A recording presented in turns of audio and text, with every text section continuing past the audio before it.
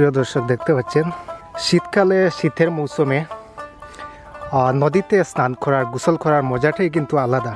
আপনারা দেখতে পাচ্ছেন প্রাকৃতিক কি সৌন্দর্য। মহান আল্লাহ সুবহানাহু ওয়া তাআলা কীভাবে সৃষ্টি করেন, কৃতজ্ঞতা প্রকাশ করতেই হয় আমাদের। এখানে দেখতে পাচ্ছেন দুই পাশে